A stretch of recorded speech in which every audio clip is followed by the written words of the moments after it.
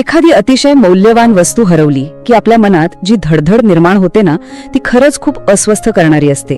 पण या समस्येवर आपल्या प्राचीन तंत्रशास्त्रामध्ये एखादा खात्रीशीर उपाय असेल तर आजच्या या विशेष सादरीकरणात आपण याच कुतूहलजनक विषयावर सविस्तर चर्चा करणार आहोत. बरं, पुढे जाण्यापूर्वी एक महत्वाची गोष्ट. हा व्हिडिओ जर आपल्याला आवडला असेल तर नक्की लाईक करा आणि आपल्या दत्त प्रबोधिनी YouTube चॅनलला सबस्क्राईब करा. चला तर मग थेट विषयाला सुरुवात करूया. आपल्या द्वादश नाम स्तोत्रामध्ये एक अत्यंत शक्तिशाली वचन आहे. ते असं सांगतं की सहस्रबाहू असलेल्या राजा कार्तवीर्य अर्जुनाचे केवळ स्मरण केले तरी हरवलेली किंवा चोरीला गेलेली वस्तू परत मिळते. आता हे ऐकायला कदाचित सोपं वाटेल, पण प्राचीन काळापासून हरवलेली संपत्ती परत मिळवण्याचा हा एक अत्यंत सिद्ध आणि प्रभावी वैदिक उपाय मानला जातो. भाग 1, कार्तवीर्य अर्जुनाची आख्यायिका. आता पौराणिक कथांनुसार पाहिलं तर हे सहस्रबाहू कार्तवीर्य अर्जुन नक्की कोण होते? तर ते स्वतः भगवान विष्णूंचे अस्त्र असलेल्या सुदर्शन चक्राचे अवतार मानले जातात. असं म्हणतात की त्यांनी भगवान दत्तात्रेयांची तब्बल 10,000 वर्षे अत्यंत कठोर तपश्चर्या केली होती आणि याच तपश्चर्येवर प्रसन्न होऊन भगवान दत्तात्रेयांनी त्यांना सहस्रबाहू म्हणजेच 1000 हात प्राप्त होण्याचं वरदान दिलं. विशेष म्हणजे हे 1000 हात त्यांच्या इच्छेनुसार केव्हाही प्रकट आणि गुप्त होऊ शकत होते. त्यांचं पौराणिक कर्तृत्व पाहिलं तर ते खरोखरच थक्क करणार आहे. त्यांनी माहिष्मती नगरीतून संपूर्ण पृथ्वीवर तब्बल 85,000 वर्ष राज्य केलं. त्यांचं सामर्थ्य इतकं अफाट होतं की प्रत्यक्ष रावण, जो एक बलाढ्य राक्षस राजा होता, त्याचाही त्यांनी युद्धात पराभव करून त्याला चक्क बंदी बनवलं होतं. याशिवाय त्यांच्याकडे अनेक उच्च कोटीच्या योगिक सिद्धी आणि एक स्वर्गीय सुवर्णरथ होता. यावरूनच आपल्याला त्यांच्या अतुलनीय अशा योद्ध्याच्या ऊर्जेची आणि सत्तेची प्रचिती येते. भाग 2, पवित्र संरक्षक यंत्र. आता या आख्यायिकेचा प्रत्यक्ष व्यवहारात कसा उपयोग होतो ते पाहूया. श्री कार्तवीर्यार्जुन यंत्र ही एक अत्यंत विशिष्ट आणि शक्तिशाली भौमितिक रचना आहे. आपल्या प्राचीन ग्रंथानुसार या यंत्रामध्ये साक्षात राजा कार्तवीर्य अर्जुनाची शक्तिशाली आणि लढाऊ ऊर्जा सामावलेली असते.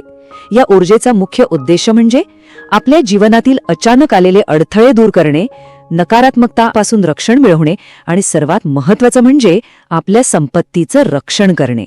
तांत्रिक ग्रंथांमधील माहितीनुसार हे यंत्र नक्की कशासाठी काम करतं हे आपण बघूया. याचा 40% मुख्य उपयोग हा हरवलेल्या वस्तू आणि व्यक्तींचा शोध घेण्यासाठी होतो. त्यानंतरचे 40% हे संरक्षण आणि कायदेशीर वाद मिटवण्यासाठी काम करतात आणि उर्वरित 20% उपयोग हा आध्यात्मिक अंतर्ज्ञान वाढवण्यासाठी होतो. पुढे जाण्यापूर्वी पुन्हा एकदा एक छोटीशी आठवण. हा व्हिडिओ जर आपल्याला आवडला असेल तर नक्की लाईक करा आणि आपल्या दत्त प्रबोधिनी YouTube चॅनलला सबस्क्राईब करा. भाग 3, वस्तूंची पुनर्प्राप्ती आणि अंतर्ज्ञान. आता या संपूर्ण माहितीमधली खरंच खूप मनोरंजक गोष्ट म्हणजे आधुनिक साधकांचे प्रत्यक्ष अनुभव. हरवलेल्या गोष्टी परत मिळवताना निर्जीव वस्तू आणि सजीव प्राणी किंवा व्यक्ती यांच्या परिणामांमध्ये खूप मोठा फरक दिसून येतो. दागिने, महत्वाची कागदपत्रे किंवा रोख रक्कम यांसारख्या भौतिक वस्तूंच्या बाबतीत या यंत्राची ऊर्जा अत्यंत प्रभावीपणे काम करते. त्या वस्तू पटकन आकर्षित होतात. परंतु जेव्हा एखादी हरवलेली मांजर किंवा बेपत्ता व्यक्ती शोधायची असते तेव्हा तिथे त्या सजीवांची स्वतःची मुक्त इच्छाशक्ती आणि त्यांचं वैयक्तिक कर्म भाग घेत असतं आणि त्यामुळेच अशा प्रकरणांमध्ये मिळणारे परिणाम थोडे संमिश्र असू शकतात. बरं, केवळ वस्तू शोधण्यापलीकडेही हे यंत्र आपल्याला इतर अनेक फायदे देतं. हे यंत्र अत्यंत गोंधळाच्या परिस्थितीत आपलं अंतर्ज्ञान तीक्ष्ण करतं आणि विचारांना एक उत्तम स्पष्टता देतं. एखाद्या रागावलेल्या व्यक्तीच्या मनातील राग आणि भावनिक तणाव शांत करण्यासही याची खूप मदत होते. तसेच मानसिक ताण कमी करून साधकाला एक प्रकारची भावनिक स्थिरता मिळते आणि त्याच्या ऊर्जेभोवती एक अतिशय शक्तिशाली संरक्षक वलय निर्माण होतं. भाग 4, दैनंदिन यंत्र स्थापना मार्गदर्शक. कोणत्याही वैदिक प्रयोगात योग्य वेळेला खूप महत्त्व असतं, हे तर आपल्याला माहीतच आहे. या यंत्राच्या स्थापनेसाठी सर्वोत्तम मुहूर्त कोणता? तर तो आहे शुक्ल पक्षातील मंगळवार किंवा गुरुवार. वेळेचा विचार केल्यास पहाटेचा ब्राह्म मुहूर्त म्हणजेच सूर्योदयापूर्वीची वेळ किंवा संध्याकाळची प्रदोष वेळ ही अत्यंत शुभ मानली जाते. या विशिष्ट मुहूर्तावर जर आपण स्थापना केली तर यंत्राची पारंपरिक परिणामकारकता लक्षणीयरित्या वाढते. आता या स्थापनेचा प्रत्यक्ष विधी पाहूया. हा विधी अत्यंत काटेकोरपणे करायचा असतो. सर्वात आधी स्थापना करायची ती जागा शुद्ध पाण्याने स्वच्छ करून घ्यावी. त्यानंतर तिथे गाईच्या तुपाचा दिवा आणि धूप लावावा. हे यंत्र एका स्वच्छ लाकडी पाटावर स्थापित करायचं असतं. त्यावर लाल किंवा पिवळ्या रंगाची फुले आणि चंदनाचा लेप अर्पण करावा. त्यानंतर पूर्ण एकाग्रतेने मंत्राचा 21 वेळा जप करायचा आहे. आणि हो, हा जप करताना यंत्राभोवती एक सोनेरी प्रकाश निर्माण होत आहे अशी कल्पना करायची आहे. हे सर्व करत असताना आपली जी हरवलेली वस्तू आहे किंवा जे इच्छित ध्येय आहे ते डोळ्यासमोर ठेवणे अत्यंत आवश्यक मानले जाते. पूजेच्या वेळी जो मंत्र वापरला जातो तो अत्यंत शक्तिशाली आहे. तो असा आहे: ओम फ्रॉम ब्रिंग क्लीम भ्रुंग आंग ह्रिंग क्रोंग श्रिंग हुम फट कार्तिवीर्यार्जुनाय नमः. हा एक अतिशय प्रभावी असा तांत्रिक मूळ मंत्र आहे.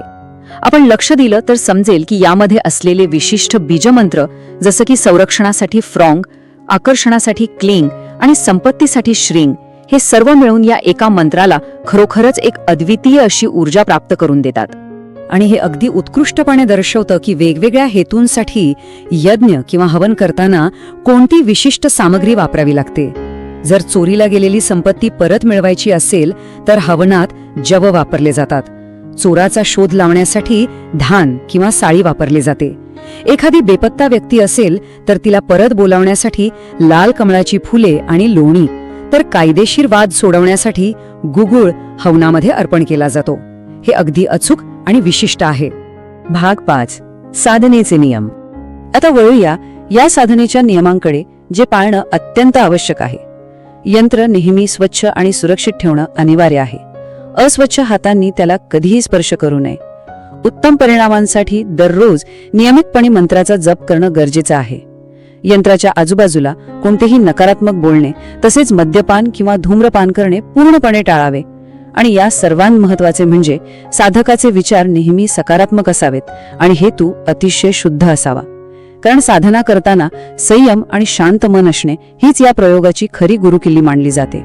प्राचीन पौराणिक काळापासून ते आजच्या या आधुनिक युगापर्यंतचा हा प्रवास खरोखरच थक्क करणारा आहे.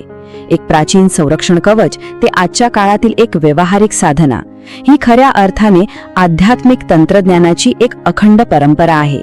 आपण आता शेवटच्या टप्प्यात आलो आहोत, पण त्यापूर्वी एक शेवटची आणि महत्त्वाची आठवण. हा व्हिडिओ जर आपल्याला आवडला असेल तर नक्की लाईक करा आणि आपल्या दत्तप्रबोधिनी YouTube चॅनलला सबस्क्राईब करा. आणि शेवटी एक विचार करण्याजोगी गोष्ट, आपण जे काही गमावलं आहे ते अगदी तशाच स्वरूपात परत मिळवण्याची गुरुकिल्ली खरोखरच या प्राचीन पौराणिक कथांमध्ये दडलेली आहे का? आपली श्रद्धा, एकाग्रता आणि हा प्राचीन इतिहास यांचा हा संगम आपल्याला खरोखरच अधिक सखोल अभ्यास करण्यासाठी प्रवृत्त करतो. आजच्या या माहितीपूर्ण प्रवासात सहभागी झाल्याबद्दल खूप खूप धन्यवाद.